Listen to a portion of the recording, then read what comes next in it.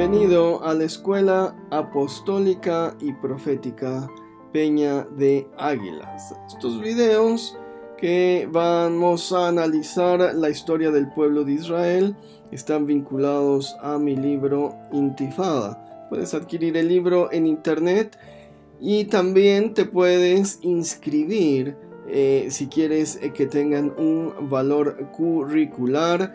Te puedes inscribir en la página de la EAPA, es buscatufe.com, entras en la sección de enseñanza y bueno, ahí van a estar los requisitos para que salgas con un título, si es tu deseo, y estos videos también tengan este valor curricular. De otro modo, bueno, puedes ver los videos, no hay ningún problema, puedes comprar el libro o puedes inscribirte a la APA, puedes hacer las tres cosas. Que el video tenga un valor curricular, bueno, necesitas estar inscrito en la APA, necesitas comprar mi libro en amazon.com, con un solo clic te lo envían a tu casa, y también necesitas entregar un resumen de cada video, unas cuantas cuartillas, como se te dará instrucciones cuando estés inscrito en la EAPA. De otro modo, bueno, eres bienvenido a ver el video, a comprar el libro si lo deseas. La parte 2 del libro Intifada, este libro que puedes adquirir por internet y bueno, te lo envían a cualquier parte de tu domicilio en Amazon. Es muy fácil, con un solo clic lo puedes adquirir. La parte 2 del Estado de Israel, del libro Intifada, dice Deuteronomio 10:17: porque el Señor grande, poderoso y temible no hace acepción de personas. En el capítulo anterior hablábamos sobre Theodor Herzl, este idealista que yo consideraría profético, que logra vislumbrar el Estado de Israel o la fundación del Estado de Israel después, o más bien como resultado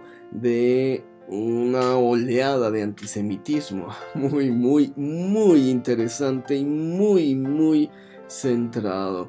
Bueno, pudiera haber sido un poco influenciado por Karl Marx. Karl Marx, bueno, fue un filósofo y economista judío del siglo XIX, y este hombre desarrolló una filosofía comunista conocida como marxismo. Pudo influenciar las ideas de Theodor Herzl y de otros pensadores para que concibieran un Estado de Israel socialista. Bueno, Karl Marx es muy interesante. Dije, voy a leer El Capital, vamos a enterarnos de qué se trata. El comunismo, dije yo, va a ser algo como ideológico, ¿no? Y bueno, las primeras 200 páginas de un librote así eran puras cuentas matemáticas, ¿no? Que si no sé, la caña de azúcar, producirla en África tiene este precio, bueno, y hay que transportarla a Europa en el barco, y cuánto costó el barco, y entonces va a tener un plusvalor, y ya cuando llegue a Europa va a tener este otro precio, y este hombre empieza a hacer unas cuentas increíbles. Y al final dije yo, oh Dios mío, una filosofía basada en la economía, básicamente la diferencia radial entre comunismo y capitalismo es el flujo de información. El flujo de información en el comunismo está completamente centralizado, es decir, toda la información, todas las necesidades llegan a un órgano central, y el órgano central toma la decisión de cómo repartir la riqueza, cuántas panaderías más se necesitan, cuántas zapaterías más, y en base a eso se crean zapaterías, se crean panaderías, se produce arroz, se produce frijol, etcétera. Y bueno, en un sistema capitalista el flujo de información es libre, es decir, está sujeto a oferta y demanda. No hay un órgano central que controle la información. Si en un barrio alguien pone una panadería y bueno, hay demanda, la panadería va a prosperar. Si no hay demanda, irá a la quiebra. O si hay demasiada demanda, bueno, se pondrá otra panadería en la siguiente esquina y sucesivamente. Es decir, no hay un control en el flujo de la información. Son visiones distintas, son visiones distintas. Y la concepción del Estado de Israel fue una concepción de un Estado socialista bajo una óptica muy sencilla. Se creó un concepto llamado Aliyah. Aliyah del hebreo olé, alá, subir, era subir al Estado de Israel. El término subir, que en todas las escrituras se utiliza para ir a Israel, estés donde estés, una visión muy etnocéntrica. Siempre se sube a Israel. Si estás en Egipto, se sube a Israel. Si estás en Europa, se sube a Israel. Si estás en México, se sube a Israel. Es decir, hay una concepción de subir a Eretz Israel, a la tierra de Israel. La concepción de monte, de subir al monte, al templo, etcétera, bueno, está presente, pero básicamente es esta concepción etnocéntrica, ascender. Aliyah sería entonces, bueno, la subida. Y Herzl dijo, con una percepción como diaspórica, la formación del Estado de Israel se debe dar mediante subidas.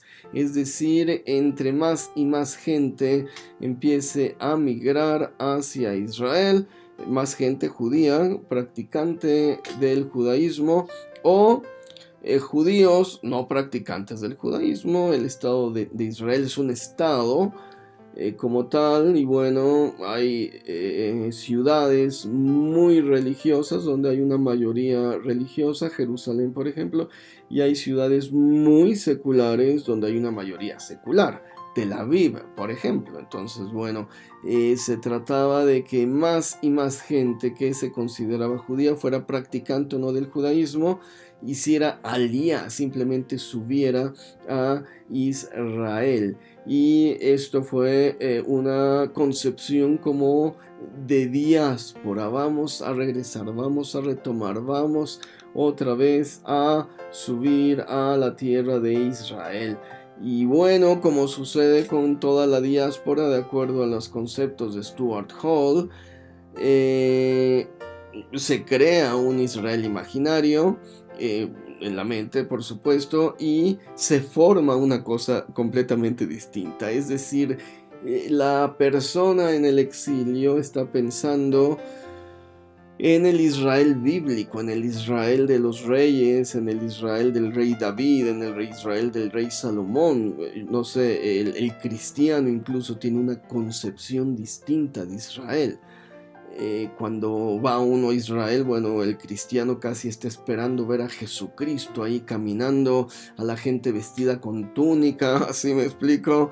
Y bueno, el primer choque es que llegan y dicen, pues esto es un estado moderno con tintes de Medio Oriente. Esto es lo que da su magnetismo, porque contiene elementos modernos, pero tiene aires de Medio Oriente. Entonces, bueno, es increíble. Pero definitivamente el Mesías ya no está caminando por ahí. Es decir, es un estado. Hay homicidios, hay homosexuales, hay libertad de expresión. Es decir, no es el Israel bíblico de tiempos del rey David, y no es el Israel neotestamentario de tiempos de Cristo. Es un Israel transformado. Apareció en la imaginación, pero en la práctica se transformó. Y bueno, esto es la diáspora de acuerdo a las concepciones de Stuart Hall. El territorio de Israel había sido nombrado por los romanos, Palestina, en un intento por borrar la historia de Israel.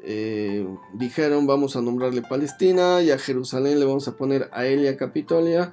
lo vamos a ver con más detalle en otros capítulos, para que la gente se olvide de que aquí existió Israel y de que aquí existió Jerusalén. Bueno, por supuesto que no funcionó. Y bueno, siguiendo Herzl, siguiendo este modelo socialista, se crearon asentamientos en Israel donde se hacía aliyá, que principalmente se dedicaban a la agricultura. Estos asentamientos se conocieron como kibbutz. Y bueno, el primero fue fundado en 1909 en Galilea con el nombre de Degania. Y bueno, hay historias de cómo vivía la gente en los kibbutz. Es decir, había una administración central, como decíamos, socialista, y esa administración se encargaba de comprar los bienes a la comunidad. Es decir, yo administrador estoy viendo, bueno, hacen falta pantalones, voy a comprar pantalones todos iguales, voy a comprar zapatos todos iguales, aquí todos nos vamos a vestir igual. Y bueno, tuvo cosas muy buenas, tuvieron cosas muy buenas. Hay otras cuestiones extrañas. Los hijos, por ejemplo, eran de la comunidad, estaban con los papás durante el día, pero iban a dormir a un lugar especial, al lugar de los niños, es decir, todos cuidaban de ellos. Concepciones sobre la naturaleza y el enfoque del kibutz era esta convivencia con la naturaleza, con la cultura, la comunidad, ante todo la unidad de la comunidad, quitar o más bien retomar lo comunal. En nuestra época, bueno, alguien diría que raro, claro, pues nos hemos atomizado, es toda esta concepción de la familia atómica en el siglo XX, del papá, la mamá y los hijos, y esa es mi familia.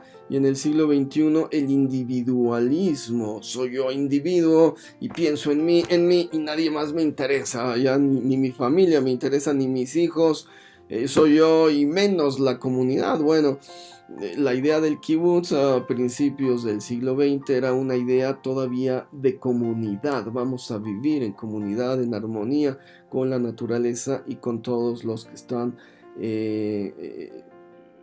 y vivimos en este lugar. Y bueno, la administración socialista era centralizada. Lo dijimos, esa es la diferencia entre el socialismo y el capitalismo. En vez de que la información fluya libremente, la información está centralizada por un órgano que toma las decisiones. Y bueno, lo más increíble de todo es el cambio imaginario también, identitario del judío. Para el siglo XX o principios del siglo XX, el antisemitismo alemán dibujaba a los judíos como entes deformes, narizones, con lentes, como ratones de biblioteca. Aquí, ¿no? Como yo, ¿no? Así todo, con lentes estudiosos, intelectuales, y les hacía burla, los pintaban caricaturescos, practicantes de brujería, etcétera.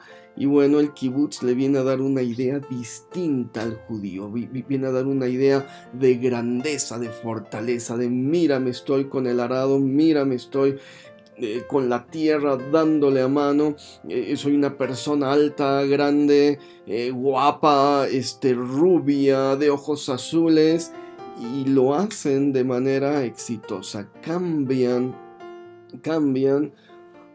su identidad nacional. El kibutz va a tener un impacto fortísimo en el cambio de imagen identitaria, en cómo se concebía al pueblo de Israel y cómo se lo concibe después, es decir, con fortaleza física, musculatura, alegría, cantos, emancipación. Hay toda una nueva idea, una nación que fue pensada desde sus inicios para romper con cualquier estigma racista, y lo logró realmente. El caso de Israel, de la formación del Estado de Israel, es un logro en identidad, es un logro en el pensamiento creador, es un logro en el cambio y en la realización de un proyecto interesantísimo, interesantísimo. Pasemos al siguiente capítulo. Presento los libros que he escrito: la Biblia diacrónica con hebraísmos, una historia lineal donde se presentan los hechos de manera cronológica, con hebraísmos que nos ayudarán a comprender la profundidad del texto bíblico, los nombres de Dios y el poder en los nombres de Dios. El primero, una compilación de 1000 nombres de Dios, de más de 1000 nombres de Dios, su traducción al español, su transliteración, su pronunciación más adecuada. Y el segundo es este mismo libro con una explicación de cada nombre y el poder que podemos nosotros hacer fluir de lo alto para recibir las bendiciones de Dios, del Eterno, mediante la pronunciación de su nombre.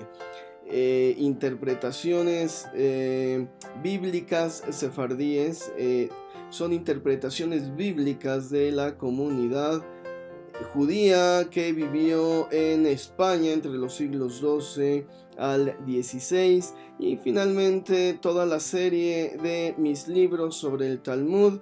Ya vamos hasta el número 7, que son interpretaciones bíblicas de principios de siglo de los rabinos contemporáneos a Jesucristo.